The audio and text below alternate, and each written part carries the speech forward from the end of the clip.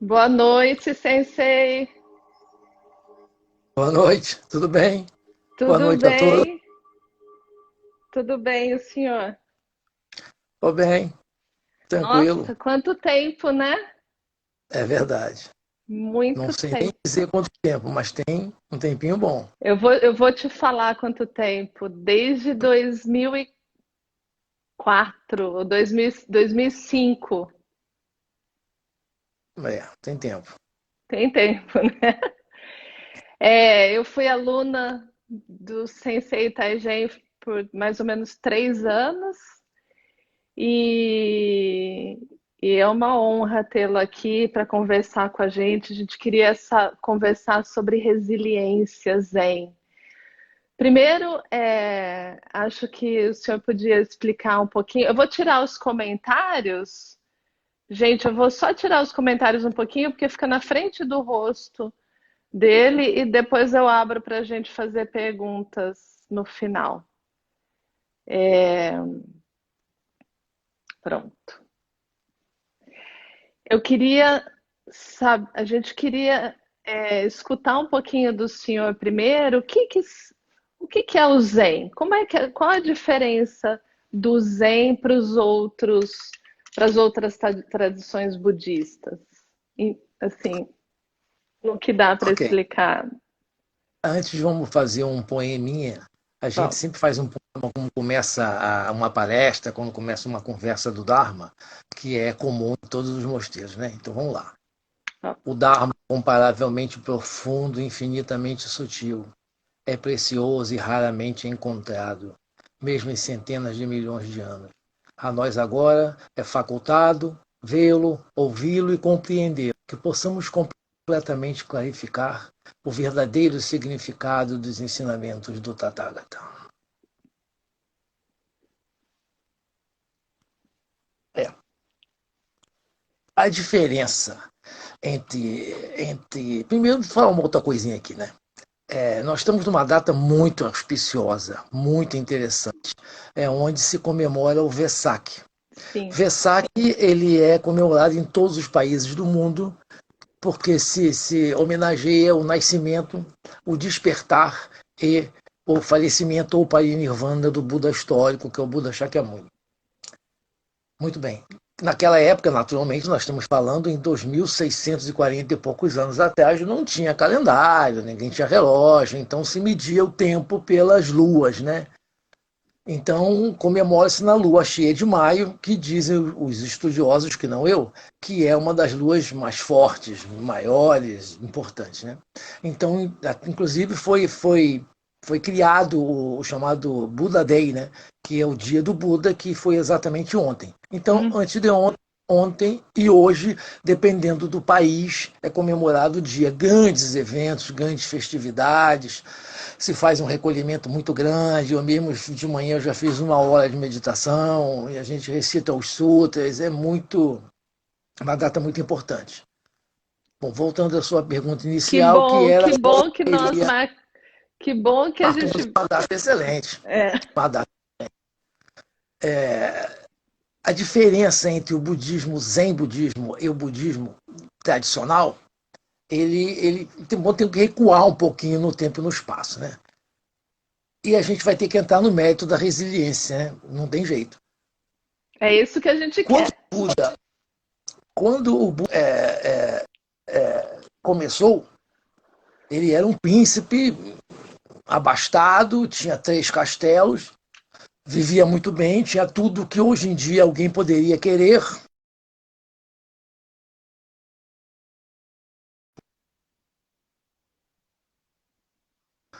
No finalzinho da Índia, hoje em dia é o Nepal, mas ele sentia muita insatisfação. Né? Mas era comum naquela época os hindus fazerem uma prática ascética, entendeu? De, de tentar suplantar aquilo que está fazendo, porque o princípio é claro: se você faz sempre a mesma coisa, você não pode esperar resultados diferentes. Então a gente tem que tentar sair da zona de conforto. Por exemplo, um atleta de alto rendimento, de alto nível, digamos que seja um bodybuilding, se ele fizer sempre os mesmos exercícios, ele não vai ficar mais forte. Então tem aquilo que o pessoal chama de relação produto e intensidade. Ou seja, ou ele aumenta a quantidade de repetições, ou ele aumenta o peso, ou muda a velocidade, porque para que o sistema nervoso central não se acostume e esteja sempre tendo que reajustar o sistema. E isso é que faz ele ficar forte. Então, todos os atletas de alto rendimento funcionam dessa maneira.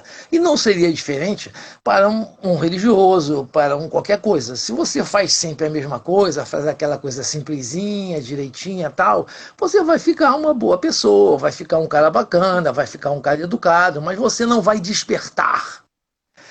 Nós temos necessidade de despertar, nós temos que abrir os olhos para ver o mundo como ele é, sem que as amarras da ilusão toldam os nossos olhos e a gente não possa ver e viva como zumbis do Walking Dead andando por aí sem saber o que está fazendo, sem ter consciência das coisas. E o Buda, ele, nessa época, antes dele, já tinha essa coisa da resiliência, né, de suplantar as dificuldades. E ele fazia uma prática muito intensiva. Né? Haja visto que naquela época a idade média de vida era 40 anos.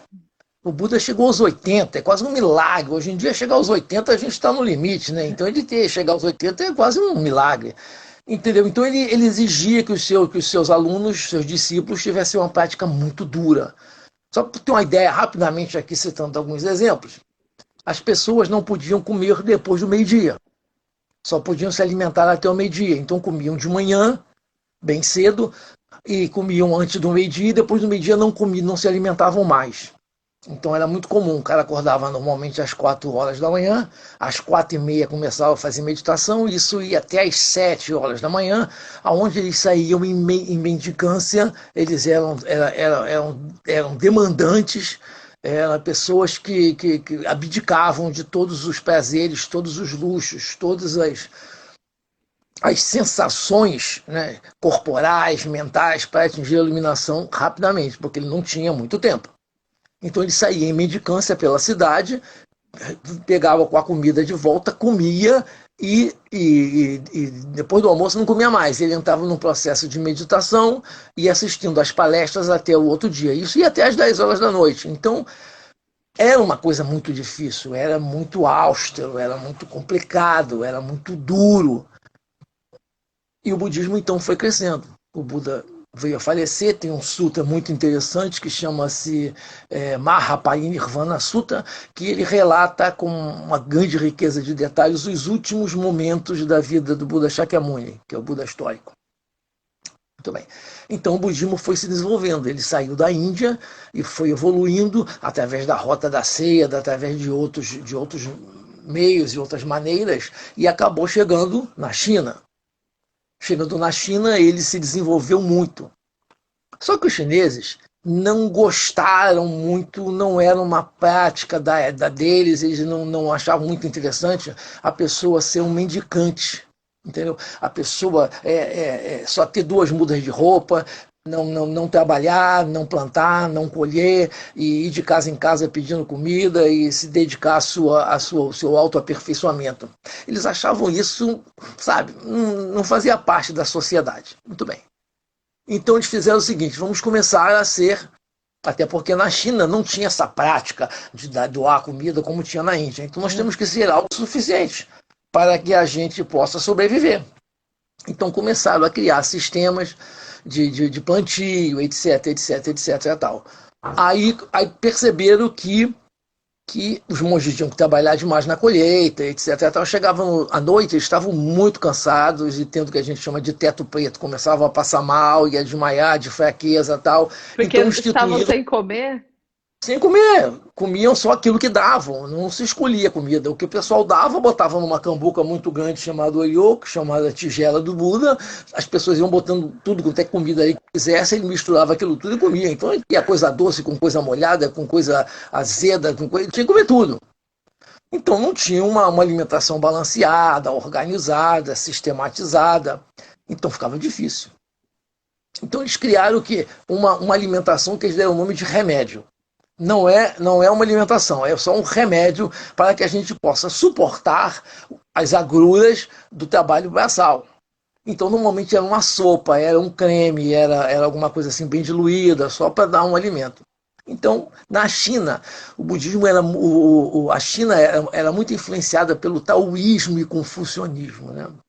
O confucionismo é uma maneira ética de viver e o taoísmo muito lembra o Zen. Então o Zen meio que se amalgamou com esses princípios do taoísmo e ficou assim uma coisa muito, muito interessante. Foi o grande apogeu do budismo, do budismo na China, foi com essa criação dessa pequena mistura com o taoísmo. Da China, ele derivou para a Coreia por um tempo e acabou chegando no Japão. No Japão tinha o quê? Eles tinham o Shintoísmo. O Shintoísmo era a religião oficial do Japão, vários deuses, várias deidades. Então ele também pegou um pouquinho desta coisa, o que é muito natural. Em todas as religiões do mundo, toda vez que ela vai para algum tipo de país, ela meio que se adapta àquele país. Então ela muda a roupa. Nos países da Índia, como que tem o budismo ancestral, que é o budismo dos antigos, chamado budismo dos anciões, que é o budismo Theravada, que preserva ainda essa mesma prática budista daquela época, ou seja, as pessoas não pegam em dinheiro, só se alimentam até o meio-dia, não pode ter nenhum tipo de relação, não pode casar, só pode comer aquilo que derem, não pode ter mais do que 2 roupinhas de roupa, é uma coisa assim muito austera. Ele se Uhum. mantém até hoje se mantém, deste mesmo jeito. E o outro não, chamou-se o Mahayana, ou seja, um budismo mais amplo, mais compassivo, mais amoroso, que abarca todo mundo, que aceita, acolhe todo mundo como uma grande mãe, né? Pegando os seus filhos todos e abraçando. Chegando no Japão, o Japão é um país muito formal, é um país muito, muito sistemático, entendeu?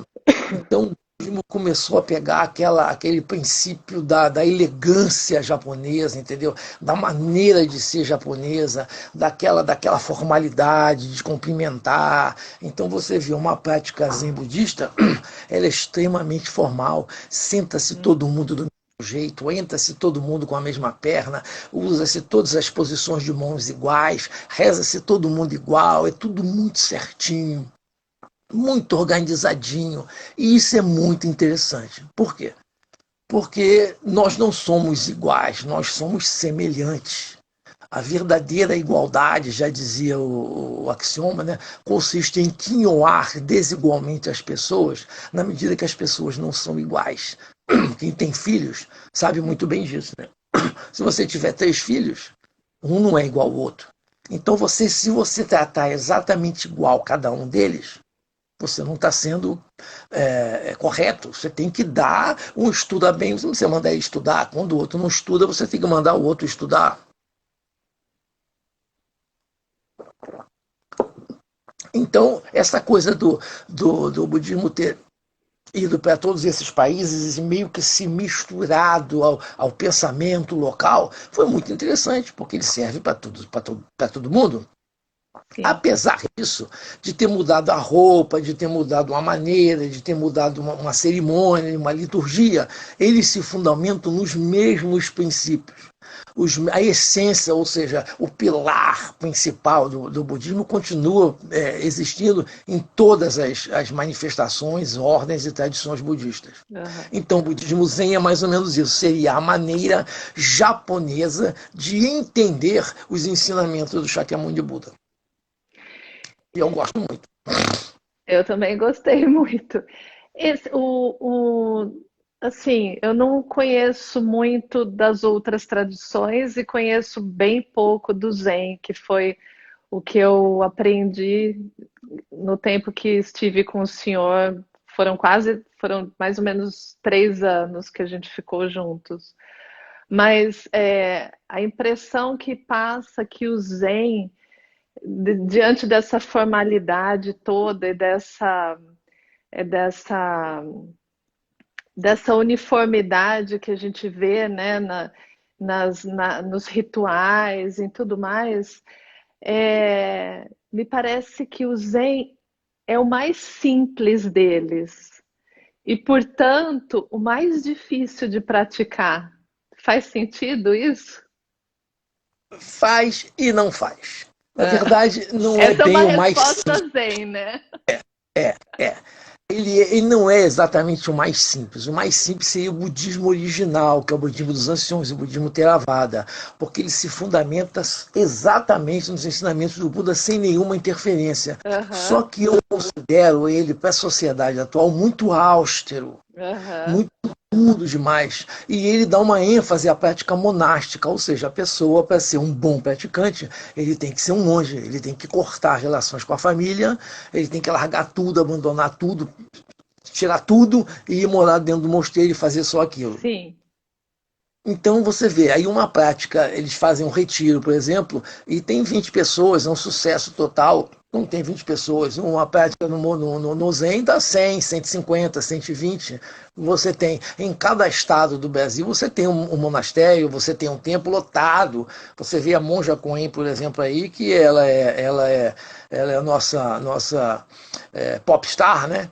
E ela rebanha 3, 4 mil pessoas em cada palestra que ela faz sim. porque ela fala no coração das pessoas, entendeu? Ela acolhe todo mundo, ela dá informações que vão ajudar a todas as pessoas, todos aqueles que escutarem, independente da sua situação, da sua condição, das suas idiosincrasias, alguma coisa vai penetrar dentro dele, vai ser colocado uma semente, ele vai sair dali melhor, mais tranquilo, mais calminho. Não que vire budista, porque não precisa virar. Claro, O importante é que você não sofra. Se você não sofrer, se você for bem, se você for alegre, se você for do bem, tá ótimo. O budismo não tem evangelização, ele não vai bater na sua porta para você ir lá. Se você for lá e nunca mais aparecer, ninguém vai na sua casa lhe chamar. Você tem que sim, estar maduro o suficiente para praticar. sim. É, o processo de iluminação é essencialmente doloroso? O processo da iluminação não tem nada de doloroso. O processo da iluminação é apenas despertar para a vida como ela realmente é. A gente tem uma ideia um pouco incorreta porque a gente vive muito envolvido dentro das nossas sensações, das nossas percepções sensoriais. A gente fica alternando da alegria para a felicidade, da tristeza para isso, para aquilo, para aquilo. Então, a cada 5 minutos, 10 minutos, 20 minutos, aí você escuta uma notícia na televisão e você fica doido, aí você recebe um telefonema de um amigo, você fica feliz. E essa alternância é que vai criando o sofrimento. A primeira nobre verdade do Buda, ele deu um nome, chamou de dukkha. Dukkha quer dizer o seguinte, a referência que ele fez é: imagina uma carroça puxada por búfalos que esteja andando numa estrada acidentada. Imagina, 2.600 anos atrás na Índia. Se a Índia hoje em dia é complicado, você imagina naquela época. Puxada por búfalos, sendo que o eixo da carroça esteja torto. Imagina como sofre o búfalo, a carroça, as pessoas que estão em cima da carroça e aquilo que ele estiver carregando. Então, isso é o desequilíbrio. Quando você se desequilibra, você começa a sofrer demais as agruras mentais. E a ciência deixa claro que quase 80% das doenças são psicossomáticas. Elas nascem na mente e se manifestam no corpo. Então, se tua mente está clarificada, está tranquila, calma, pacificada, como a gente fala, você tem 80% menos de doença. Né? Eu estava há pouco tempo conversando com um amigo e ele falou assim: vem cá, você não fica doente? Eu falei: lógico que eu fico doente, eu sou um idoso. Eu tenho 65 já caminhando para 66, eu sou idoso. Tenho 2 filhos, 2 netos, mas eu não fico doente. A última vez que eu peguei o resfriado, eu não lembro. A última vez que eu peguei um resfriado. Então eu não tenho, mas já tenho um problema de pressão, minha pressão já sobe, natural da idade. Ainda mais agora, que essa pandemia aí, que eu sempre fui uma pessoa muito ativa, e eu não estou mais me movimentando tanto quanto deveria, e então a pressão sobe um pouco mais, eu tenho que tomar um remédio e tal. Mas é isso. Mas a gente estava falando de quê mesmo? A gente estava falando do processo de iluminação. Eu perguntei Ah, porque se era doloroso. essa coisa, né, do budismo é, de, de ser uma prática muito austera para que os monges alcançassem, né, para que os praticantes alcançassem a iluminação. Na verdade, então, isso não é preciso, né? Porque o senhor é casado, tem filhos, é, trabalha, come a comida feita pelo senhor em casa, né? Não precisa dessa prática austera, não precisa desse sofrimento para chegar a lugar algum, né? Para ter uma prática. Eu preciso apenas fazer uma correção antes que a minha esposa me chame a atenção. Eu não faço a comida preparada por mim porque eu não sei cozinhar absolutamente nada. Eu mal A sei sua, fazer café. a sua Ela que esposa faz. que cozinha, como eu disse, ela que cozinha, só come a comida que ela cozinha. E, aliás, cozinha muito bem. É Ah, que excelente. bom. E, Né? ou então não há sofrimento. O que acontece é que nós somos bombardeados desde de quando somos crianças, muito meninos, por sensações, excesso de sensações. Então a gente fica o tempo todo, TV a cabo com trocentos canais, PlayStation, é rádio tocando o tempo todo, é gente falando, é muita influência e você vai ficando acelerado. E quando você vai ficando acelerado, você começa a não perceber mais a vida. Você não escuta mais os pássaros, você não escuta o cachorro do vizinho, você não escuta o carro passando. Então eu gosto muito de fazer a meditação de manhã, porque eu me sento aqui normalmente às 5h30, eu e a minha esposa nos sentamos às 5h30 da manhã todos os dias. E a gente vê o dia clareando, acho tão legal. A gente senta, está escuro ainda, né? Aí vai clareando, clareando, clareando. A gente fica uma hora sentado, às 6h30 já está clarinho. E a gente percebe tudo isso, a gente percebe a vida pulsando, a vida se movimentando, fluindo, perfeita do jeito que é. E essas sensações muito fortes vão ficando mais calmas, até que chega uma hora, de tanto você praticar, de tanto você perceber isso, que você pode estar no meio desta confusão toda e não ser afetado por ela. Porque existe a dor, existe a angústia, existe a melancolia, existe a depressão, mas não tem que existir aquele que passa por tudo isso. Não tem que ter esse sofrimento, esse sofredor. Basta que ele perceba tudo isso. E ele percebendo tudo isso, ele ficando calmo, ele ficando tranquilo, ele observando a sua respiração, entrando, saindo, porque quando a gente inspira, a gente puxa o mundo para dentro. Quando a gente expira, a gente joga o mundo de volta, né? O que é viver ou morrer? Quando você inspira, você está vivo. Quando você expira, você está morto. Porque se você não inspirar de novo, você já está morto. É. Você precisa da nova inspiração. Então, esse vai e vem de você com o mundo, esta toca do mundo, é perfeita. Não tem que ficar desesperado, agoniado, isso e aquilo, porque tudo passa. Tudo passa, tudo muda. Eu tenho, pela minha idade, eu já passei por várias coisas, plano Collor, vários governos, vários acidentes, aumento disso, aumento daquilo, dificuldade disso, dificuldade daquilo.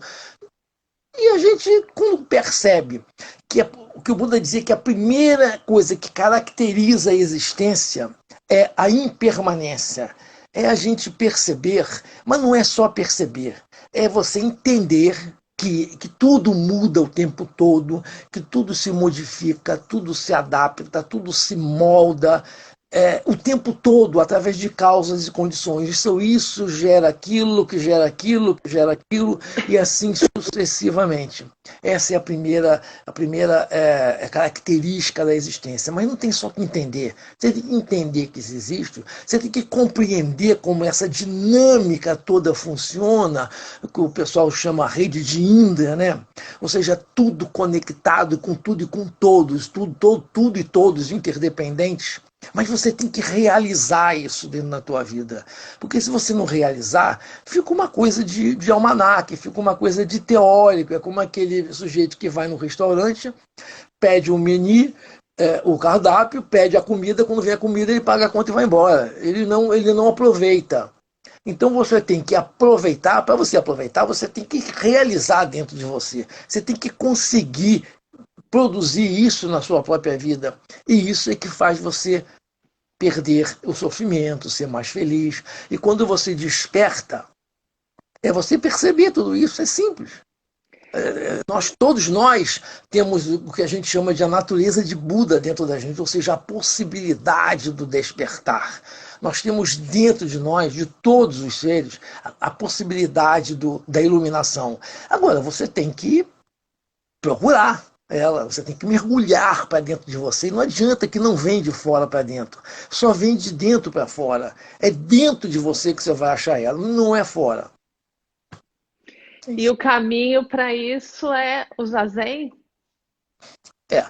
É o caminho que o Buda. Lógico, vários outros caminhos existem. Sim, na nossa conversa aqui. Não vou dizer que Que é existe só apenas isso. este caminho, que seria só isso, que Claro. esse é o que eu conheço, né? É o que eu pratico. Eu sou budista desde os 20 anos. E eu comecei na Sociedade Budista do Brasil, que era lá em Santa Teresa, que agora não é mais, agora é em São Lourenço. E fiquei lá durante 20 anos. Depois saí e pratiquei com 3, 4, 5, 6 mestres lá. Depois saí, fui para o Zen, participei com vários mestres, até inclusive com a Monja Corrêa, que eu recebi a ordenação novamente, etc. Tal. E agora eu estou praticando no monastério Vila Zen com o monge Dengaku. E praticando em Tá casa também. praticando. Cortou, sensei. O senhor está praticando aonde agora? Atualmente eu tenho praticado no monastério Vila Zen. É um mosteiro agrícola, praticamente autossuficiente. Mas eu pratico como eles têm, como esse monastério tem vários templos associados, eu pratico em São Paulo, eu pratico em Brasília, eu vou a todos os lugares que sou convidado. Nos retiros, nos Entendi, eventos. entendi. Então, eu queria que o senhor falasse um pouquinho agora de resiliência. As pessoas estão, muita gente entrando num sofrimento profundo por conta dos acontecimentos, das incertezas, né? Passando por um processo de luto, por uma vida que um estilo de vida que de repente sumiu. E eu enxergo que as pessoas, desde antes a gente já está vendo isso, né? A gente precisa treinar mais a nossa resiliência. O que o senhor poderia falar sobre resiliência com a gente? Sendo a resiliência, a capacidade dos seres humanos de adaptar-se a condições adversas, dar a volta por cima e recomeçar. Tem uma partezinha de um poema que eu gosto muito do Rudyard Kipling, que chama-se C. E ele fala o seguinte: se és capaz de manter a tua calma e o teu sangue frio quando todos ao redor de ti já perderam e te culpam, então serás um homem e o mundo inteiro será seu. Tem passagens, a resiliência não é uma coisa nova. O ser humano tem essa capacidade, mas ele esquece um pouco. Isso desde a época do Buda, de lá para cá, a coisa evoluiu. Por exemplo, em 300 anos antes de Cristo, criou-se a filosofia estoica esqueci o nome dele, peraí, Zenão de Cílio.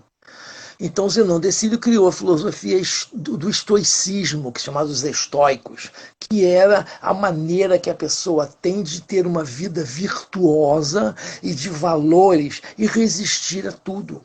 De lá para cá a coisa foi evoluindo, foi tão forte essa filosofia que entrou em Sêneca, 65 anos de Cristo, que é um grande filósofo, e depois para Plotino, que foi escravo de Nero, e a coisa foi entrando para dentro do Império Romano e chegou até o imperador Marco Antônio. E esse imperador Marco Antônio, ele botou isso como meta. Tem que ser, a pessoa tem que ser um homem virtuoso, tem que ter valores, princípios morais, entendeu? E resistir. E a gente veio evoluindo, chegamos, por exemplo, voltando ao budismo, você tem Bodhidharma, por exemplo. Bodhidharma, quando saiu da Índia e foi para a China, tem uma passagem interessantíssima dele. Aliás, tem duas passagens interessantíssimas. Uma, ele foi para o famoso mosteiro Shaolin, de Honan, onde ficou famoso por causa dos monges lutadores e tal, e foi praticar numa caverna. E ele ficou 9 anos nessa caverna, sentado em meditação, em zazen, de frente para uma parede. E num certo momento, já estava no inverno, aparece um outro monge e pede uma audiência a ele, devia ser de tardezinha. Aí ele vai lá na frente e fala: não tenho como lhe ensinar, nem aceitar você como discípulo.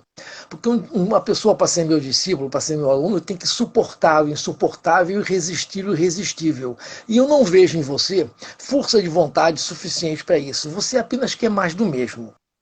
E voltou para dentro da caverna e ficou. Estava nevando. No dia seguinte, quando ele levantou e saiu na caverna, os caras estavam parados no mesmo lugar com neve até o peito, olhando para a entrada da caverna. Aí ele falou: mas você ainda está aí? Mesmo assim, eu continuo achando você muito fraco. E o cara então corta o braço.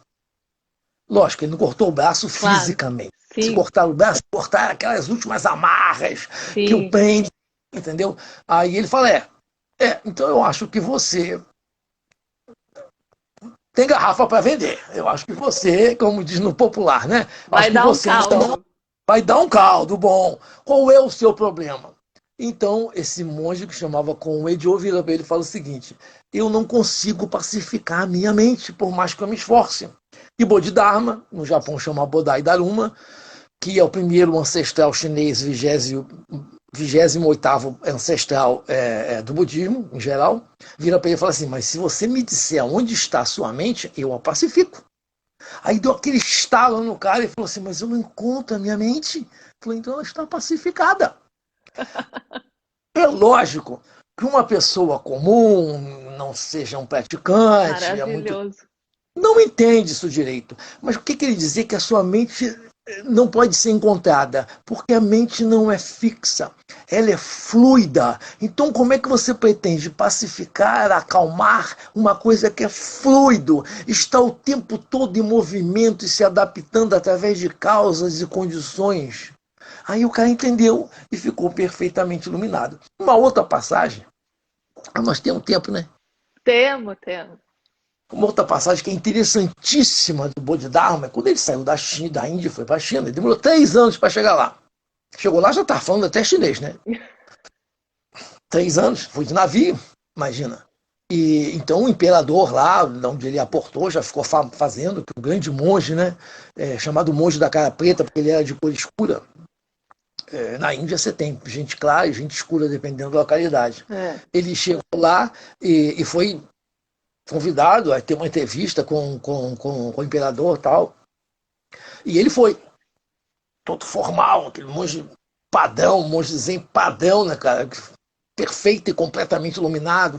Aí senta lá e o imperador fala o seguinte: olha, eu sou o imperador, eu sou um grande mecenas do budismo, eu já construí vários templos, vários monastérios, eu mantenho todos esses templos, eu faço eventos, faço festividades, faço festas, eu sustento todos eles, roupas da melhor qualidade, boa alimentação.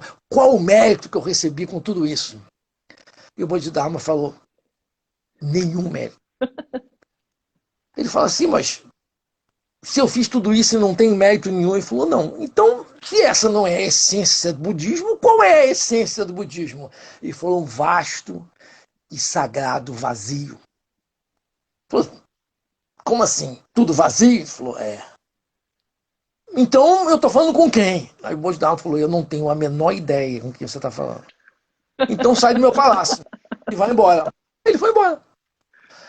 Assim que ele foi embora, tempos depois, o sábio da corte veio conversar e ele contou a história pro sábio. Sábio, você não deixou esse homem embora, né?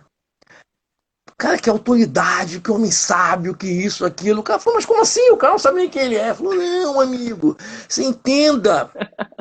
Quando ele disse que não tem mérito, porque toda vez que você vai fazer alguma coisa esperando o resultado, não há mérito. Você tem que fazer apenas porque tem que fazer. Faz apenas porque é o certo ser feito, que a mão esquerda não saiba o que a direita está fazendo. E a gente diz que existem 3 maneiras de você ser generoso, né? Que no budismo a gente dá o nome de dana, a generosidade, que é a primeira perfeição, a primeira paramita. Você dá com o braço, dá com os 2 braços e você dá com o corpo inteiro. O que é ser generoso com o braço? Você está no seu carro, indo para o trabalho, para no sinal, o cara vem te pedir uma coisa. Você pega ali umas moedinhas e dá para ele. Você foi generoso? Foi, é fato. Mas não é uma generosidade honesta, né? Então você deu com o braço. Um amigo vai lhe visitar, esfria o tempo, ou chove, e você fala assim, pô, tu não veio de casaco não, cara? Não sabia que ia fazer frio? Falou, não vi não. Aí você tem um monte de casaco, você pega um dá para ele. Fala, não, então vai com o meu casaco aqui, depois você me devolve. Aí o cara, ah, tá bom. Você foi generoso? Foi. Mas não é. Quando você dá com o corpo inteiro, você só tem um casaco. E seu amigo chega lá. Você fala, não, vai com o meu casaco, depois eu devolvo. Não, não precisa devolver. Eu não tenho nada nesse mundo. Eu uso as coisas que o mundo me dá e depois eu devolvo para o mundo. Essa é a verdadeira generosidade. E essa generosidade é que faz você começar a perder aquela vaidade, o que a gente chama de os 3 venenos mentais, que é a ganância, a raiva e a ignorância. A ganância é eu quero sempre mais, eu preciso sempre mais. A hora que eu conseguir comprar um Porsche, eu quero comprar um Lamborghini, depois eu quero comprar uma Ferrari, depois eu quero comprar um avião, depois eu quero comprar um país. Isso não acaba nunca. A raiva, você tem raiva de quem é mais novo que você, mais bonito que você, com cabelo melhor do que o teu, eu não tenho mesmo, né? Com carro melhor do que você, seja lá o quê, então você fica, não importa o que você tenha, você sempre acha que você pode ter mais do que o outro. Não importa se ele tem méritos para isso ou não. E a ignorância é não conhecer a impermanência da vida, o sofrimento que existe quando você se deixa levar pelas suas emoções, né? Tem uma historinha interessante, adoro contar historinha. Eu sei, eu adoro ouvir suas histórias. 4 pessoas estavam andando dentro de um carro e param numa estrada, furam o pneu. Descem os 4. E um começa a dizer que a culpa é do material brasileiro, que é de péssima qualidade.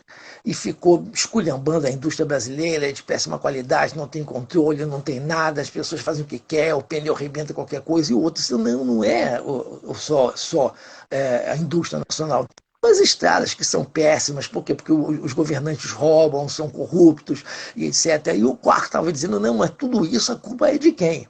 A culpa é que a gente paga uma fortuna de um pedágio e a gente cai num buraco e fura o pneu. Aí nisso o cara que era um praticante zen falou o seguinte, já toquei o pneu, vamos. Exato. É. Como aquele outro que dá uma topada, começa a reclamar, e a pedra olha para ele e fala assim, bom dia, ele começa a exclamar, mas é possível, uma pedra fala comigo assim, começou a enlouquecer e tal, aí olha para o lado praticamente, bom dia, pedra, e vira as costas e vai embora. Então o que é, na verdade, o que um zen budista espera, o que se espera no zen budista, o que ele deve fazer? É fácil avaliar um monge, é fácil. Como diz aquela brincadeira, né? Qualquer criança brinca e qualquer adulto se diverte. Não precisa prática nem tampouco habilidade. Você olhar para o monte, você ficar um pouquinho com ele, você percebe. Se ele não se aborrece, se ele está feliz, se ele fica rindo o tempo todo, se ele está tranquilo, ele nunca tem pressa, Simples. Esse cara é correto. Dizem que os monges zen e os idiotas ficam rindo e são felizes o tempo todo. Por quê? Porque ele percebe que as coisas são como são. Aí o cara vai sair de casa, pisa na lama, se suja todo, ele começa a rir. Me sujei todo. Me sujei todo. Se eu tivesse prestando atenção, não tinha caído na lama. A culpa é minha, a culpa não é da lama. Da próxima Claro. vez, eu vou prestar mais atenção onde é que eu estou pisando, perceber que vai chover, que tem um buraco, etc. Não é fácil. E a resiliência vem daí, né? Resiliência é exatamente aí. Então, quando atravessou esse negócio todo, ele foi chegando até Bodhidharma e veio, através do budismo, influenciou demais esta coisa e foi vindo até os dias atuais. Então, disse que quando tiver um grande problema no mundo, espero que não tenha, mas não sou vidente, quem é que vai sobreviver? Aquele que tem mais dinheiro? Não. Aquele que é o Não. mais forte? Não. Aquele que tiver um armamento de melhor qualidade? Não. Vai sobreviver aquele que tiver a melhor capacidade de adaptação. Que melhor se adaptar às circunstâncias e aceitar essas circunstâncias e dentro dessa modificação ele se... Porque, na verdade, essa resiliência é um termo físico. É a capacidade que certos materiais têm de retornar ao seu ponto original. Como você pegar, sei lá, uma esponja e amassar, quando você solta, ela retorna. Então é isso, é como você retorna à sua vida normal, sem que isso te afete emocionalmente, psicologicamente, ou filosoficamente, ou fisicamente. O Bodhidharma, de novo, voltando a ele, eu sou fã de Bodhidharma. Ele dizia o seguinte: quando você cair, e você vai cair, você tem que se apoiar no chão duro que te machucou e levantar. Se caiu 7, você levanta 8. Porque Thomas Edison, dizem que ele tentou mais de 90 vezes até conseguir acertar. Se tivesse parado na primeira vez, ele não tinha conseguido. É como uma pessoa que estuda para um concurso. Você não estuda para passar, você estuda até passar. Até passar. Então você tem que continuar estudando. Eu sei porque aqui em casa nós estamos em regime de semi-internato por causa da pandemia. Meu filho não deixa eu sair de casa. Se eu disser de sair de casa, ele vai me dar um gogó, vai me agarrar pelo pescoço, vai me puxar para dentro. Eu estou há 3 meses sem sair de casa. Mas eu estou achando ótimo. Eu tenho escrito bastante, eu gosto de escrever, eu escrevo meus textos, faço meditação todo dia, estudo mas a gente vive meio numa pequena comunidadezinha de 4. Eu, a minha esposa, ele e a namorada dele. Rapaz, e a minha esposa estava conversando comigo ontem, falando o seguinte: é impressionante. Nós estamos aqui há 3 meses, os 4 aqui dentro, reunidos. E não teve nenhuma briga, não teve nenhuma discussão, a gente só ri o tempo todo, a gente brinca o tempo todo, a gente se diverte o tempo todo, a gente pratica junto, estuda junto. A namorada dele está estudando para fazer a medicina, para fazer o Enem, então um estudo tem que ser forte. Ela estuda 6, 7, 8 horas por dia. Meu filho faz faculdade de Direito, estuda muitas horas por dia também. E eu também estudo, a mulher também estuda. A gente não tem TV a cabo já há muito tempo. Não vemos... Apesar Não de tá termos vendo televisão, jornal, não, né? não vemos. Às vezes, eventualmente, alguma coisa chega ao nosso conhecimento através dos Instagrams e dos Facebooks da vida, mas não damos muita importância, porque sabemos que tudo passa. É. Eu vou Tudo abrir vai. aqui. Eu vou abrir Tá. aqui para as perguntas. Se alguém tiver uma pergunta para fazer para o Sensei Taigen, é, é a impermanência, né, Sensei? Sabendo da impermanência, a gente consegue lidar com as coisas que vão acontecendo, né? Mas é o que eu falei antes, não é só saber. Não, não é Porque só saber, é trazer isso, é transformar saber numa aqui cintura da dentro. natureza. Não é? É como andar de bicicleta. Não basta você fazer um tutorial de como andar de bicicleta. Né? Se você não entrar, sentar na bicicleta e sair andando nela e titubeando até que você pega o seu equilíbrio e vai embora, não vai funcionar. Então isso só funciona na nossa ordem, na nossa tradição, é através da meditação. Tem algumas tradições, alguns outros princípios filosóficos e religiosos que, através da oração, através da fé, através da dedicação, através da. Nós não, nós é da introspecção. O budismo Zen é uma filosofia do autoconhecimento. Você tem que entrar dentro de você, perceber como a sua mente se manifesta, como ela funciona, para onde ela está tendendo, observar, e tudo aquilo que a gente estabelece contato ao longo da nossa vida, desde que somos pequenininhos ainda, a gente regula e tabula de 3 maneiras. Me agrada, me desagrada ou é neutro. Eu gosto, eu não gosto ou tanto faz. Então, tudo é assim.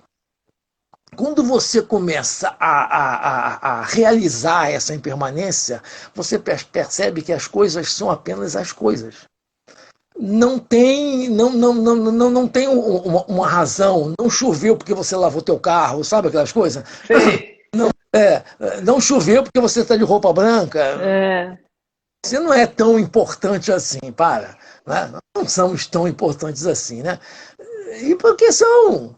E as coisas são assim. Quando você realiza tudo isso, a vida fica tão mais fácil, fica tão mais tranquilo. Às vezes as pessoas me ligam, eu tenho muitos alunos, tá, oh, sei como é que você está? Eu falo, estou sentado. Não, como é que você está de saúde? Eu falei, não está doendo nada. Não está doendo nada. Tem vários dos seus seguidores aqui, ó, estão falando que estão com saudades, que é uma honra ser seu discípulo. Eu não consigo ver, né? Acho que só vem para mim. Só vem para mim, acho. E tem uma pergunta assim, ó, como o monge Taigen descobriu e começou a seguir o caminho do Zen? Quem que fez essa pergunta? Foi a Grazi. A Grazi.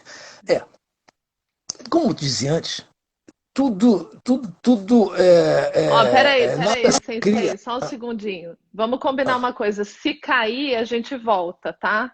Tá, A gente combina tá, todo mundo de volta. tá bom, tá bom. Em sociedade nada se cria, tudo se copia, né? E não É. existe uma coisa que seja fixa e permanente. Tudo se muda o tempo todo. Não existe a perda de energia, né? Na natureza nada se cria, nada se perde, na verdade tudo se transforma. Então a minha vida também foi assim, né? Eu era quando muito novinho, 8, 9 anos, eu era muito medroso, eu tinha muito medo, sofria muito bullying na escola, apanhava na escola, botava um chiclete no meu cabelo. Nós estamos falando do final da época hippie, né? 1960, Aham. 1960 e pouco.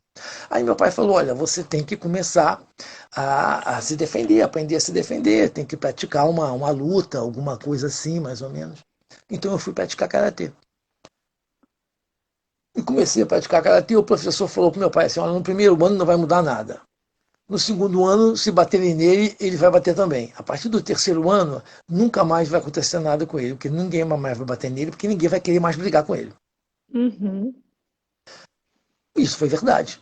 Mas você tem que ter, ele falou assim, ele tem que ter a força de vontade e a resiliência de quê?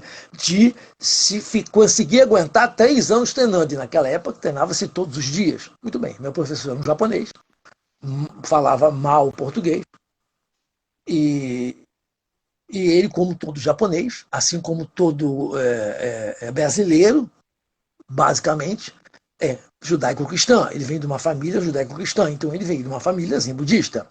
Então os princípios budistas e zen budistas estavam entranhados dentro dele, mesmo que ele não fosse um praticante muito sério, Sim. e se fosse ao templo apenas, sabe, aquelas coisas, eu sou católico não praticante, vou numa missa, vou no 7º dia, vou num casamento, mas os princípios estão entronizados dentro dele.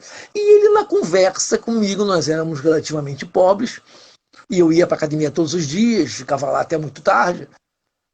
E aquela coisa vai conversando contigo, vai entrando para dentro de você, vai entrando, vai entrando, vai entrando. E eu, no primeiro casamento, uma época, não tinha filhos ainda, o meu ex-sogro, isso eu estou falando de 1900 e, sabe lá Deus, 70 e pouco. Eu tenho 45 anos que eu sou budista, por aí a gente faz as contas. Ele falou assim, olha, vai haver uma palestra num templo do primeiro monge budista que foi ordenado na Tailândia. Vamos! Eu nunca tinha ouvido falar nem budismo na minha vida. Eu falei, vamos! Aí fui com ele. Naquele dia eu me converti. Eu perguntei como é que eu fazia para virar budista, os caras falaram, não, é só você começar a vir, tá? Aí eu comecei a ir todas as semanas. E assim fiquei 20 anos indo todas as semanas. Eu fui influenciado pelo meu professor de karatê, porque ele era zen budista não praticante. Então as máximas e os princípios balizares desse zen já estavam dentro dele, porque ele é todo japonês. Se você vai no Japão, você vê o zen manifestado dentro da sociedade. De tão dentro que está aquilo deles. É como se você sair e pegar seu carro for para uma cidade do interior aqui do Brasil, você vai ver que as pessoas são cristãs de carteirinha. Mesmo que não sejam muito praticantes, assim, de ratos de É, igreja, mas elas são porque está dentro delas já. Então foi assim que é. eu comecei a praticar e nunca mais parei. Tem uma pergunta aqui, ó. Nosso tempo vai acabar. Vamos voltar? O senhor tem disponibilidade para ficar mais um pouquinho? Tem mais algumas perguntas aqui. Então tá, então eu vou só sair e voltar para eu poder salvar essa, porque se desligar Tá bom, sozinho a gente perde. Então eu vou sair, vou voltar, gente, todo mundo volta que ele vai responder mais perguntas aqui. tá bom.